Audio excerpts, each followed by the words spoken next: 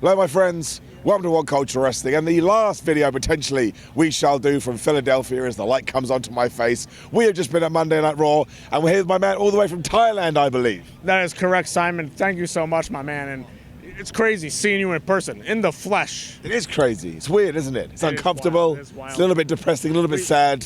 It is. Anyway. But hey, we got Cena tonight. We got The Rock.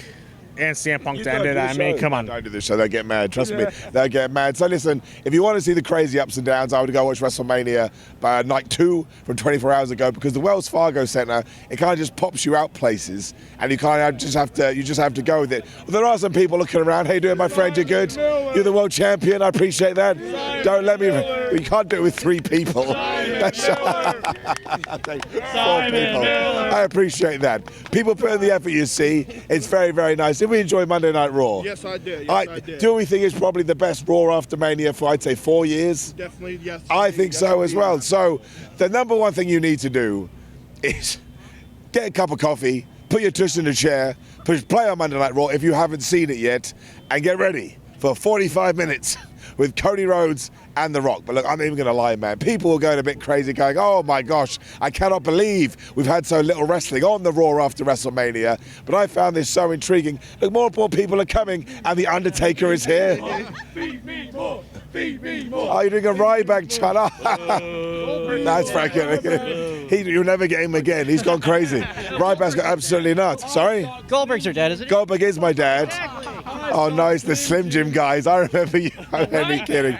No, genuinely. They go 45 minutes, and the first, I would say, 10 to 15 is just Triple H comes out to start Raw, and it's just Triple H and Cody Rhodes just being so happy and so ecstatic that Cody Rhodes has become the WWE champion. Nobody is more, I keep using this word, but nobody is more endearing than Cody Rhodes. Everyone felt pretty good about this, right? Apart from Repo Man. But it was just wonderful, right? It was a lovely, lovely moment. Cody is so damn real that you can't get behind this guy, and just when he's about to get into things, who comes out? It's The Rock. Now, I thought this was absolutely, it was a bit awkward. And it was a bit weird, but I think that was the intent. Now, as we do have some people around here, what I'm going to do is I'm going to go fast forward a little bit. They stare off. For some reason, they traded belts with each other, which was a little bit, like I say, a little bit crazy. But then it ended with this. The Rock saying, I'm going away for a little bit, and when I come back, I'm coming after you, Cody, and our story is going to start. And do not forget, never break my heart again. So I don't know what's going on here.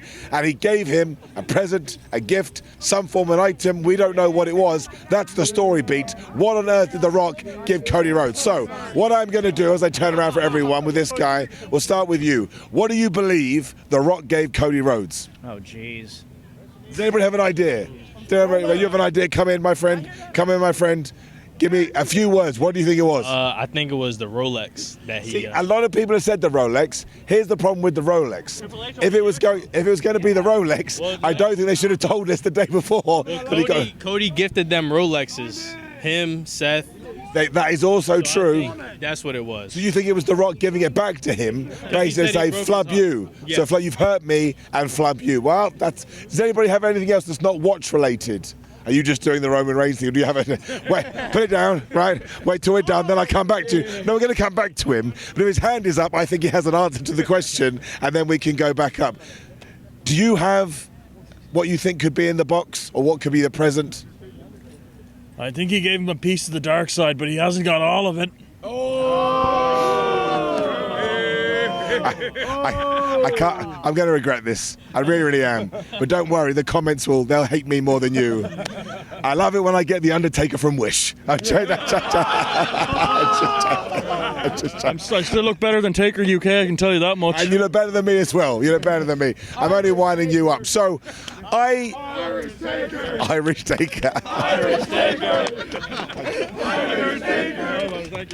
Irish Taker. So, I mean, two worlds. No, let me change that entirely. I really liked it because I just enjoy promo work between two people that I see as superstars, and I like cliffhangers. And I think you're probably right. Wherever that guy has gone, it probably is the watch. But I suppose the whole point is we can just leave this now and go off in a different direction. But I'm glad The Rock was on this Raw, because there was a time I thought he's not going to come back. I'm glad he referenced the fact that he beat him on night 1 of WrestleMania. As far as I'm concerned, as soon as The Rock comes back, we should do this match. And in a dream world, what I would do, at WrestleMania 41, I'd do The Rock versus Cody Rhodes. There, I would have Roman Reigns do something where he accidentally costs The Rock. Then I'd go to WrestleMania 42, and I would do Cody Rhodes. Are you eyeing me? You're saying no to me, or you're eyeing something else? All right, Mr. Pretzel, you tell me what you want to do. What? You give me your fantasy booking before my voice gives out. Everybody, raise your hand if you guys want to agree The Rock versus Roman Reigns. Right? Come on now. Who wants to see The Rock versus Roman Reigns? We're going to get Rock versus Roman Reigns. What I'm saying is, you do Cody versus Rock next year, and the year after that, you do The Rock versus Roman Reigns, because then we get The Rock for 2 years. But why do it next year when they can just do it in Backlash? Backlash? You never know. Backlash is in France. Nobody would. I'm joking. That don't mean that the niggas don't have the match at the end of the day. Okay, well, I'm very sadly, The Rock is going away to film a movie, so he's probably not going to be back till, like, I'd say July at the earliest. Well, tell The Rock I said to come look for me so I could book that match. What I like about this guy, and I appreciate it, is he think I can go talk to The Rock. I just go, hey, Dwayne, I've got a good idea. I like this segment a lot. I'm giving it an up, mostly because I just love Cody Rhodes. And I think, I'll have to consider this, I think this version of The Rock may be my favorite version of The Rock ever. Yeah. Now, you obviously... You need the other versions, right, to get to this one. But right now, where I am, it makes everything feel big deal, right? I absolutely love it. And there was a time when I enjoyed him coming back, being the super happy babyface guy, but it was okay, right? Whereas now I really look forward to it. And this segment did go long, to the point, apparently, we were meant to get Jade Cargill versus Chelsea Green earlier in the show, and then for whatever reason, they moved it to the end of the show. But, you know, that's just what Twitter says, and Twitter lies a lot, so let's not worry about it. Well, yeah, I quite agree with that. I mean, he's ruined the YouTube video because we have to bleep that, but I do agree. Flub Twitter. We got a bunch of clips with all the new champions arriving, which I thought was good. When from nowhere, we had Shinsuke Nakamura versus Ilya Dragunov. Now, a lot of fans of Ilya Dragunov here. I called it. I called Ilya Dragunov. You called it? I called it. Are you telling me that you called him Ilya Dragunov as his name, or you predicted that Ilya was going to be on Raw? Oh, I predicted he was going to be on Raw. Let's be real. Really? Yes, sir. I called Shinsuke Nakamura. So what's up? Well, it's my pleasure to announce that the 2 WWE bookers have joined us today. So I'm having a great time. I never forget the Simon Miller rule too.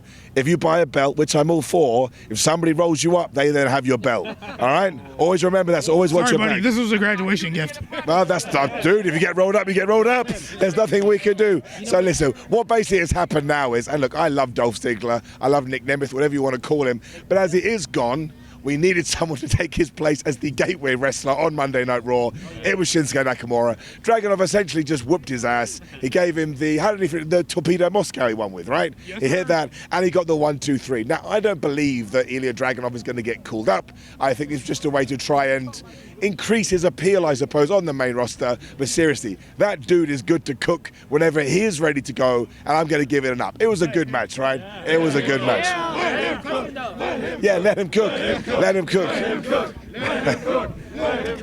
We then found out that at the end of the month, we are getting the WWE draft. So,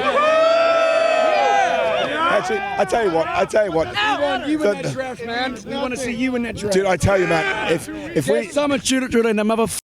Dude, you got to stop swearing, man. We have to edit the video even more. They didn't say the F word in the action. Although I should say, The Rock said the F word on Raw. The Rock dropped the F word. Please sign Simon. Here's the problem. If they did sign me, right, and I just debuted on Raw, you lovely people, and there's probably, I'd say 50 people here, you go nuts, which means the 19,950 people just be like, who's this bald guy? Who's this bald guy? I can't just pretend I'm right back. That's absolutely ridiculous. So I'd like to point out this. You can't just be a bald guy and be called Ryback, especially when the joke is right there. At least call me Yback. I mean, come on. Jeez, what it is. Anyway, here's the deal. We went straight after this to kind of I actually had this idea that. Do you think Ryback will return anytime soon? Do I think Ryback will return anytime soon? I don't think Ryback's returning anytime soon. Basically, out came 3/5 of the Judgment Day, and the reason we did this is because we want to take Rhea Ripley, and we want to take Damian Priest, and we want to turn them into super duper whooper stars. So they got their own individual entrances. Essentially, well, at first this was super serious, right? And I liked it. Rhea, like I say, going on the upward trend. Damian Priest going on the upward trend. When they hold their belts up and R-Truth just appears from nowhere with his Raw title, he is the best. I was having the time.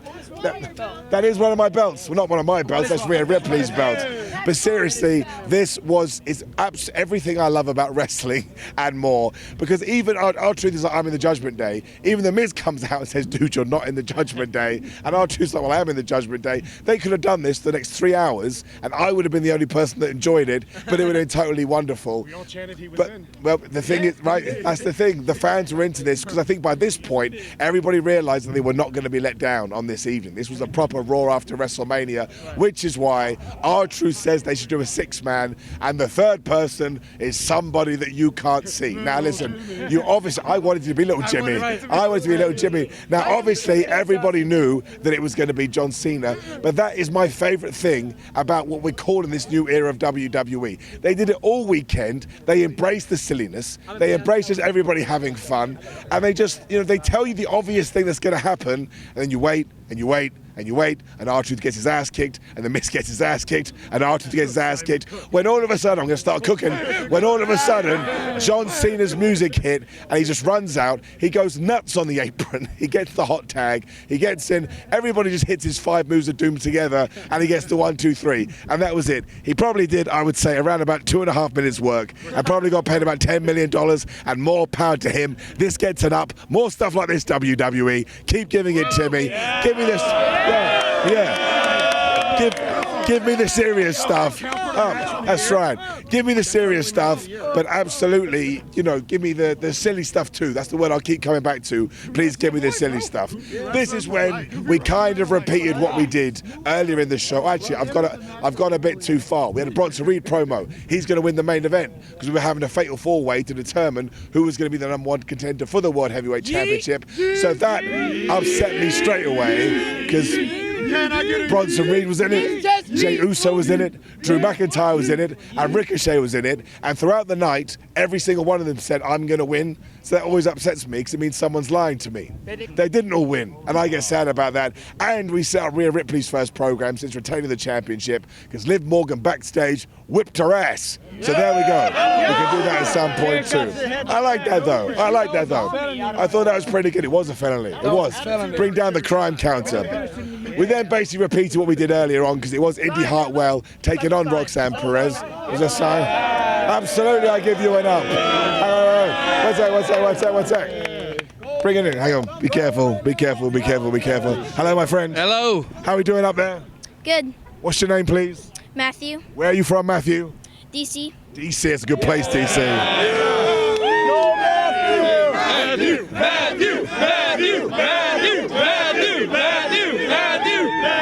There's only one problem I have with this sign, and that's it says Simon give me an up. That's not what's happening today, Matthew.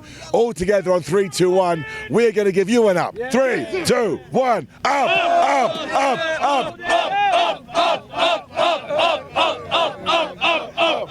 Actually, what am I doing? Wait a second. Hang on 1 second. Give me a sec. Where is it? Where is it? Give me the golden up. Give me a second. You ruined my joke. Thanks very much, man. I appreciate that. That's all that.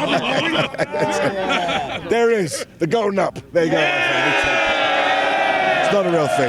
It doesn't exist. You can't use it as legal currency. You can't do it as anything. Matthew. He's become the champion. He's become the champion that quickly.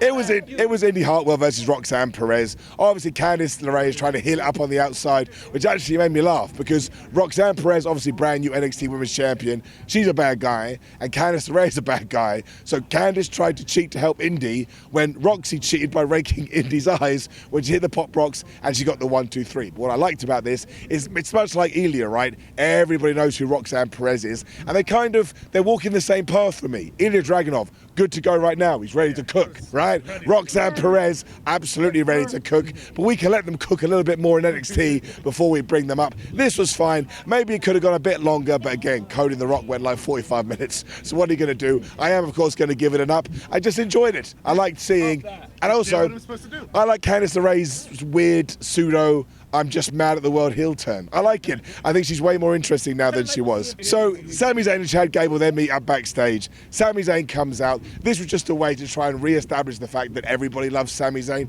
Does anybody here not like Sami Zayn? I'd be intrigued. I'd be intrigued. No, you don't get to do it. You don't. I love Sami. You love Sami. You look a little by Sami as well, mostly because of the hair. That's it. It's only got their hair. Well, that's what I wanted to know, right? Because I think that's why this works, because he comes out and he even said, like, I know I'm being corny right now, but I just want to thank the fans. And everybody, absolutely, yeah. And everyone just gets behind him. And I just like that. So, of course, out come Imperium. They say, we don't like you. You want me to be the best man at your wedding? Okay, it's definitely not going to happen, bro. So, I'm not as good as Cody Rhodes. Sami. Cody Rhodes is a bigger, you call me Sami. Sami. I've known you for 5 minutes, bro. We gotta work up to Sami. I thought it'd be called Sami. So essentially, look, out comes Imperium. They kind of get into it with Sami Zayn. Chad Gable comes out as well. We go into the tag team match. Now listen, I've watched wrestling for a long time. We continue to tease here that Chad Gable wasn't going to do the tag, but eventually he did. Sami Zayn hits the haluva kick, and by the way, the least devastating move in all of sports entertainment, the Blue Thunder Bomb. And did it work? No, because it never does, ever. It's an amazing move, and I love it. That's why it hurts me so. He did when it worked against AJ Styles in Saudi Arabia, right? I think it was. He did, but still, that's not great. Two times, at about 300, it's not very, very good. But here's the deal. I think we kept teasing that Chad Gable wasn't going to do the tag, but then we go to haluva kick, we go into the Chaos Theory 1, 2, 3, to the point later on they meet backstage, and Sami says to Gable, to make up for all your help training for WrestleMania, I shall give you an Intercontinental title match next week in Montreal. Now listen, the heat for that is going to be superb, and I would imagine that Sami Zayn retains that title, and Chad Gable is so mad, he whoops his ass too. That's what I want to happen. Listen, I love Chad Gable. I think he's excellent. But this, whatever the character he's got at the moment, it's run its course. It's come to the end. We've got to pivot, we've got to shift, and we've got to tell stories. So look, this match was fine. I think this crowd on this evening really just wanted to see people talk, and they wanted to respond to people they thought were stars, which kind of meant when people wrestled, they died a little bit. But I don't mind that. You're fans. You paid your hard-earned money. You can make as much or as little noise as you so wish. I enjoyed it for hours, so I'm going to give it an up. They're very, very good professional wrestlers. Simple as that. This is when we got confirmed that we are going to be doing the draft, when Chelsea Green walked in, and Chelsea Green was not happy that she wasn't going to be on WrestleMania. So they say, go to the ring, you've got an opponent, out comes Jade Cargill, she pump kicks her, she hits the Jaded, and she got the 1, 2, 3. Once again, I don't ever do this when I'm at home, right? So I've said this the other day on Ups and Downs. I don't like my opinion to be swayed. But when I'm live in the arena, I am intrigued how people are reacting to it. And once again, the same negative Nancy's going, oh man, Jade just a squash match wrestler again. You know what? That's fine by me. She can come out there and squash everyone on the roster to the point she gets to The Rock, and she squashes The Rock for the People's Championship, whatever the flub it's called. And she can be the People's Champion. She can be the World Heavyweight Champion. She can be the Intercontinental Champion. I don't care. Sometimes I just want to see badasses being badasses. I'm giving Jade Cargill an up. And Chelsea is great. Chelsea is underrated. It's getting it up. It was a fun, probably 45-second match. I've got... There we go. There we go. We went there. We got Sheamus. Even though Ups and Downs is a family show, that was a sexual proposition. So I'll keep my fingers crossed for you. I hope all your dreams come true. Any of them, right? Okay. Fingers crossed. Fingers crossed. Oh dear. So I have so many notes. Well, I don't remember what happens. I don't remember what happens. Which is weird. I do tweet during the show. Do you want to know why I tweet during the show? So you can remember your notes. So I can remember my notes for one, but also, man, I tell you, if you want good engagement on that social media, tweet live during a wrestling show. It's absolutely crazy. Because you're being nice, I tell you all a secret. I actually actually do like negative Nancy's. They're so funny. They make me laugh. They're so mad about wrestling. Listen, I love wrestling, And you can't be but mad it's at not that important. It's just not. It's my favorite thing in the world, but it went tomorrow. I go, okay, I have to do something else. Actually, I'd be broke and I'd lose my house. Don't let that happen. Please don't let that happen. Complain about it on Twitter. I would complain about it on Twitter. This is when we did make the Intercontinental title match, and amazingly, then we were at the main event, because again, The Rock and Cody went 45 minutes, which I'm not moaning about. They'd go 2 hours, and I'd watch the whole thing. Now, once again, it was Drew versus Jay versus Ricochet versus Bronson Reed, and Drew McIntyre, I should say, was so pissed. He came out, and this man, and CM Punk, by the way, both of them, are so on the internet, because he called Damian Priest the Bondage Undertaker. And I was sat there in the press box. Thank you, WWE. I appreciated that. I was laughing my ass off. It's like, oh my gosh, he did the meme. Also, did you see that CM Punk did the meme at Wrestlemania as well? He did the Judgment Day turn meme, which also made me laugh. And look, I'm not very good at predicting things. In fact, I quite frankly suck at predicting things. There's YouTube visual evidence of this. But I was like, CM Punk has to screw over Drew McIntyre. That's what we have to do. And we should give the win to Jey Uso, because I love Jey Uso. I think one day he probably will be a champion of note, but he can challenge for the World Championship in a post-Mania season, and he doesn't have to win it, and it doesn't affect him at all. The highlight of the match for me is when Bronson Reed very handily fell onto Alan the announce table, and Ricochet knocked everybody else out when he saw, oh my gosh, a giant man meat man is on this piece of wood, and I thought he was going to climb to the top rope and do an elbow drop, maybe a shooting star press. He did a springboard 450 through the table. It was absolutely brilliant. Anyway, Drew doesn't like flippy ship, so he just got mad. He whipped everybody's ass, and just when he was going to hit the Claymore kick, who had been hiding under the ring? Clearly, that's right. CM Punk! CM Punk! CM Punk! CM Punk! It was CM Punk. Clearly inspired by The Undertaker the night before. He grabs the leg. Drew McIntyre's mad. Jey Uso hits the spear. Jey Uso hits the big splash. 1, 2, 3. And because the cool thing, I don't know what they showed on TV, but Drew McIntyre leaves and he's just so mad. And I think of all the characters on wrestling right now, Drew McIntyre is my favorite because I can see the rage boiling in his wonderful dark hair and wonderful dark beard. And that's what we can do now. Absolutely right. Whenever CM Punk is back, we can do that feud. And I love rage. And of course, I love the fact that Jey Uso gets to have his main event, I suppose, at Backlash in France, because I'm sure that Cody will have a match too. So this is the cool thing about having two dominant champions, is that you can do that kind of a thing. And I would imagine that most people are really enjoying this CM Punk Drew thing right now. I don't know when CM Punk is going to be able to go. However, what I would like to do is that Damian Priest actually, I have a different idea. Damian Priest has a little sort of mini run, because I don't want to call him a transitional champion, that's not fair. But he gets through Backlash. We get to Clash at the Castle in Scotland. That's when you do Damian Priest versus Drew McIntyre. Drew McIntyre gets his massive win in front of his hometown fans, and then hopefully by the summertime, Punk is good to go. And listen, WWE, well, here's the thing though, WWE are so good at elongating their stories these days, you could even hold it off to WrestleMania. You could do. Now that's tough, and it's not easy, especially because SummerSlam is right there.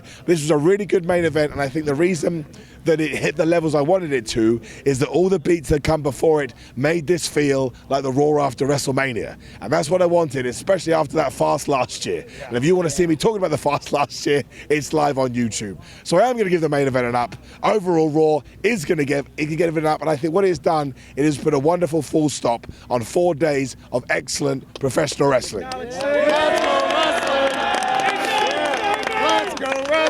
Now, it's been awful for my voice. My voice is going, but thankfully I get to give you the salute and say thank you very much for joining us over the last 4 days or so. Make sure you catch up on all the videos, and of course there'll be some other stuff that we filmed that will go up over the next few days. Like the video, share the video, subscribe. Like I say, leave a comment below. But otherwise, my friends, thank you for joining me. We shall be back next year with this man. Otherwise, take care, and I'll see you soon. Let's go. Thank you, Simon. Thank you, Simon.